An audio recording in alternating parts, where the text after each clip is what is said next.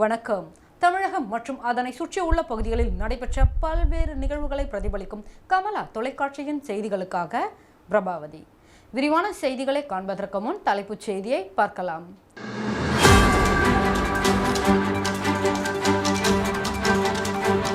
மரக்காணத்தில் தடை செய்யப்பட்ட 75 கிலோ போதைப் பொருள் பறிமுதல். வீட்டின் பூட்டை உடைத்து 57 சவரன் நகை கொள்ளை.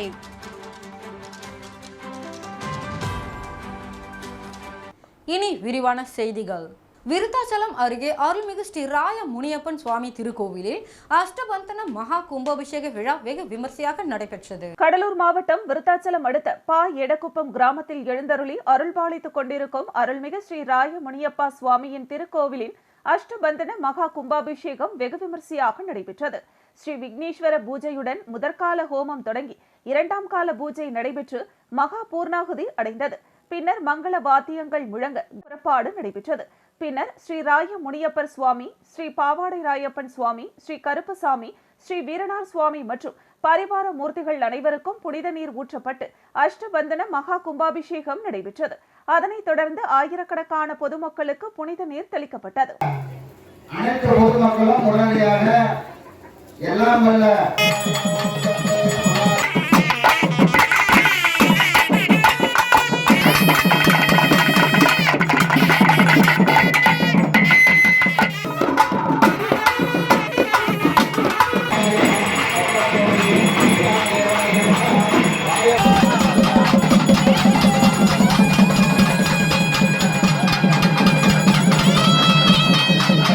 5 கிராமங்கள் ஒன்று சேர்ந்து நடத்திய அன்னை மகாலட்சுமி அம்மன் கோவில் கும்பாபிஷேக விழா ஆண்டிப்பட்டி சுற்றுவட்டார பகுதியை சேர்ந்த ஏராளமான பக்தர்கள் பங்கேற்று சுவாமி தரிசனம் செய்தனர். தேனி மாவட்டம் ஆண்டிப்பட்டி அருகே உள்ள கதிர் நரசிங்கபுரத்தில் கிராமத்தின் தென்மேற்கு பகுதியில் பழமை வாய்ந்த மகாலட்சுமி அம்மன் கோவில் உள்ளது. கன்னியப்பிள்ளைப்பட்டி, கொப்பையம்பட்டி, கதிர் நரசிங்கபுரம் உள்ளிட்ட 5 கிராமங்களை சேர்ந்த மக்கள் ஒன்று சேர்ந்து வழிபடும் கதிர் நரசிங்கபுரத்தில் உள்ள இக்கோவில் கும்பாபிஷேகம் நடைபெற்று 12 ஆண்டுகள் நிலையில் ஆகம விதிப்படி கும்பாபிஷேகம் நடைபெற்றது. 2 நாட்களுக்கு முன்பு கணபதி ஹோமத்துடன் துவங்கிய கும்பாபிஷேக விழா 4 கால யாக வேள்வி பூஜைகள் நடைபெற்று முடிந்து 108 புண்ணிய தலங்களில் இருந்து கொண்டுவரப்பட்ட புனித நீர் கோபுர கலசங்களின் மீது சிவாச்சாரியார்கள் வேத மந்திரங்கள் ஓத தெளிக்கப்பட்டு கும்பாபிஷேகம் நடைபெற்றது. இதையடுத்து கூடியிருந்த பக்தர்களின் மீது புனித நீர் தெளிக்கப்பட்டு தீர்த்தவாரி நிகழ்ச்சி நடைபெற்றது. இவ்விழாவில் 5 கிராமங்களை சேர்ந்த 1000த்திற்கும் மேற்பட்ட பக்தர்கள் கலந்து கொண்டு சுவாமி தரிசனம் செய்தனர்.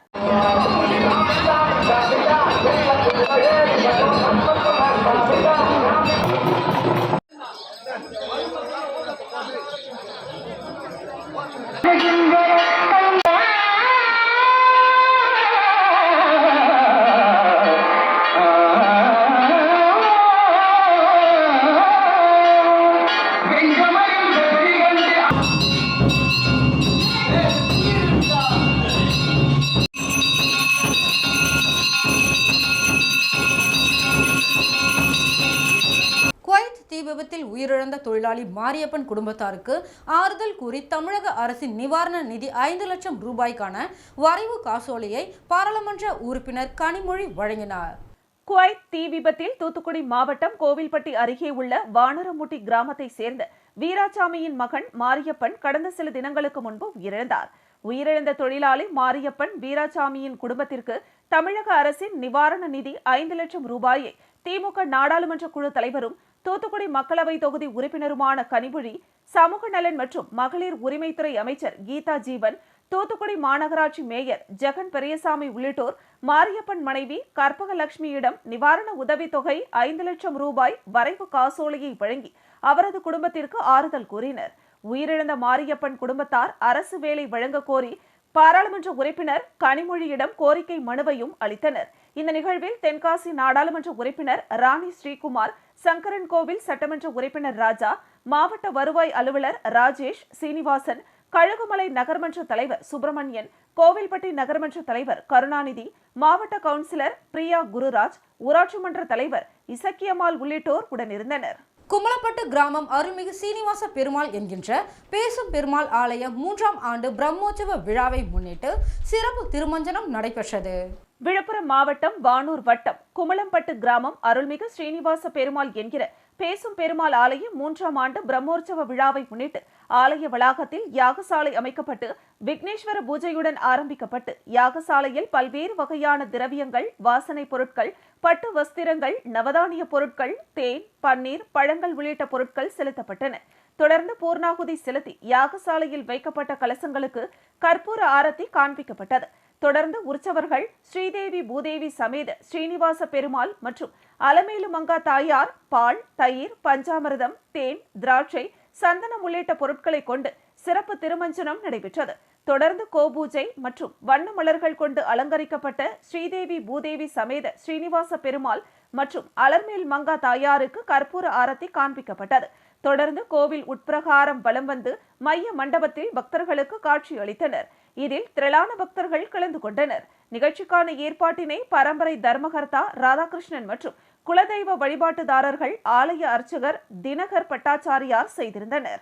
24 ஆண்டுகளுக்கு பிறகு தாங்கள் பயின்ற பள்ளியில் சந்தித்த ஆசிரியர்களுக்கு மரியாதை செய்து மகிழ்ச்சியை பகிர்ந்து கொண்ட ஆண்டிப்பட்டி முன்னாள் பள்ளி மாணவர்கள். தேனி மாவட்டம் ஆண்டிப்பட்டி அருகே சக்கம்பட்டி இந்து மேல்நிலைப் பள்ளி கடந்த 50 ஆண்டுகளுக்கு மேலாக செயல்பட்டு வருகிறது. இப்பள்ளியில் கடந்த 1990ஆம் ஆண்டு முதல் 2000 ஆண்டு வரை 10 ஆண்டுகளில் பயின்ற முன்னாள் மாணவர்கள் சந்திப்பு நிகழ்ச்சி பள்ளி வளாகத்தில் நடைபெற்றது. இதற்காக ஒரு வலைதள குழுவை ஏற்படுத்திய முன்னாள் பள்ளி மாணவர்கள் கடந்த 2 ஆண்டுகளாக தமிழகம் மற்றும் வெளிநாடுகளில் பல்வேறு பணிகளில் ஈடுபட்டுள்ள முன்னாள் மாணவர்களை தொடர்பு கொண்டு குழுவில் இணைத்தனர்.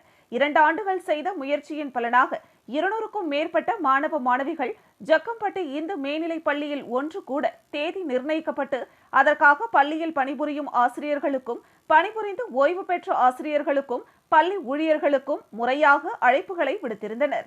விழாவில் பிரத்யேகமாக வடிவமைக்கப்பட்ட ஒரே வண்ண வேட்டி சட்டைகளுடன் முன்னாள் மாணவர்களும் ஒரே வண்ண சேலையில் மாணவிகளும் வந்திருந்து தங்களது ஒற்றுமையை வெளிப்படுத்தினர். இதையடுத்து நடைபெற்ற பள்ளி மாணவர் சந்திப்பு நிகழ்ச்சியில் தங்களது குழந்தைகள் உள்ளிட்ட குடும்பத்துடன் வந்திருந்த முன்னாள் பள்ளி மாணவர்கள் தங்களது பழைய பள்ளி தோழர்களுடனும் குடும்பத்தினருடனும் அளவிலாவி மகிழ்ந்த காட்சி நிகழ்ச்சியை ஏற்படுத்தியது. மேலும் பள்ளி விழா மேடையில் ஆசிரியர்களும் மாணவர்களும் தங்களது நினைவுகளை பகிர்ந்து கொண்டதோடு ஆசிரியர்களுக்கும் பள்ளி ஊழியர்களுக்கும் பொன்னாடை அணிவித்து கௌரவித்து நினைவு பரிசுகளை வழங்கி தங்களது நன்றியை தெரிவித்துக் கொண்டனர்.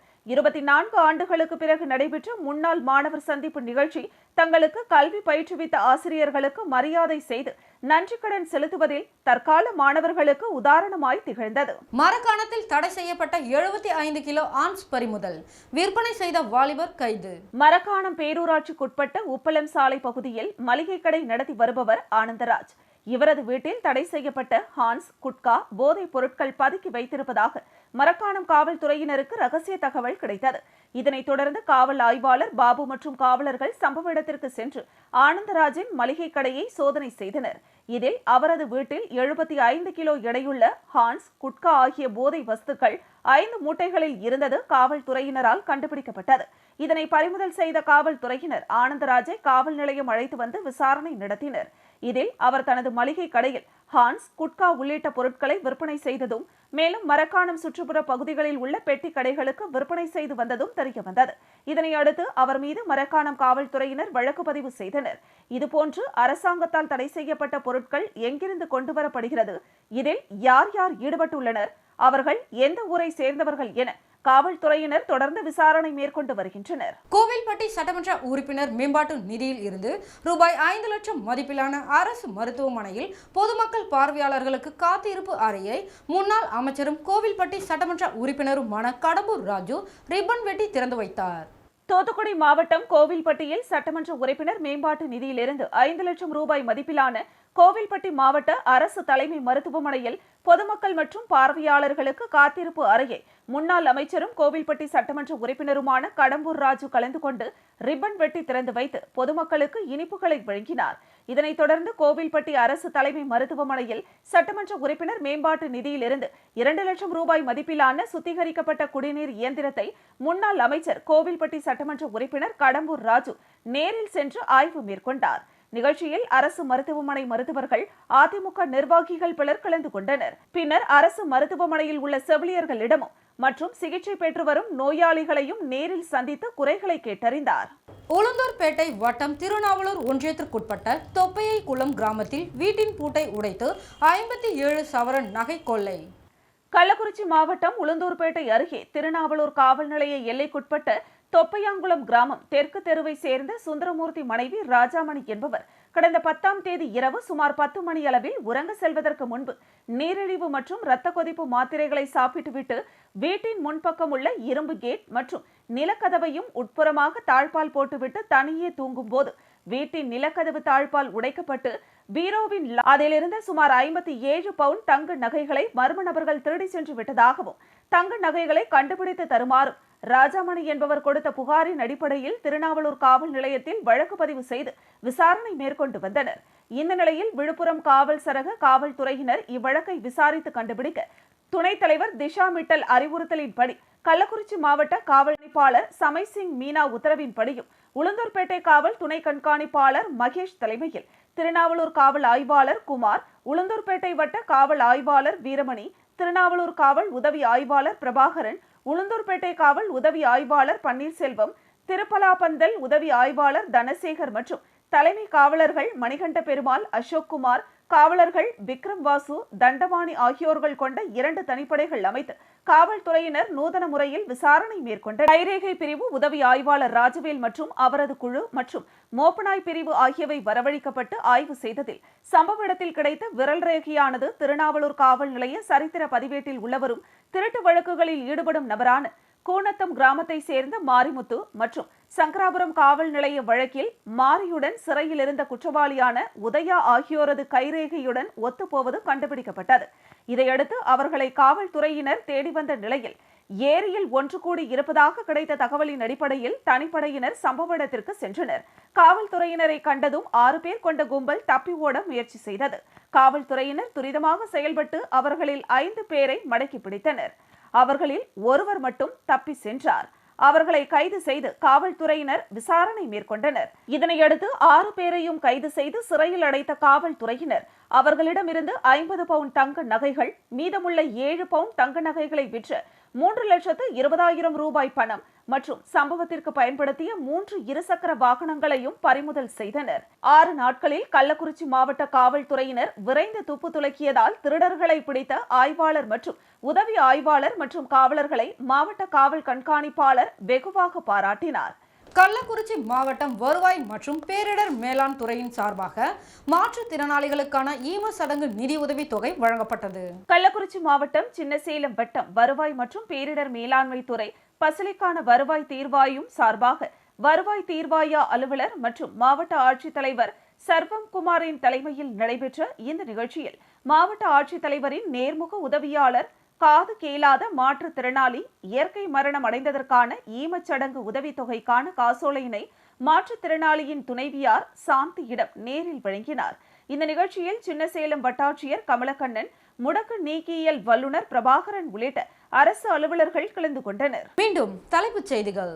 மரக்காணத்தில் தடை செய்யப்பட்ட 75 கிலோ போதைப் பொருள் பறிமுதல். வீட்டின் பூட்டை உடைத்து 57 சவரன் நகை கொள்ளை.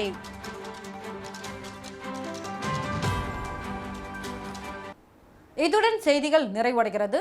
செய்திகளை உடனுக்குடன் தெரிந்து கொள்ள கமலா தொலைக்காட்சி சமூக வலைதளத்தை பின்பற்றவும். நன்றி, வணக்கம்.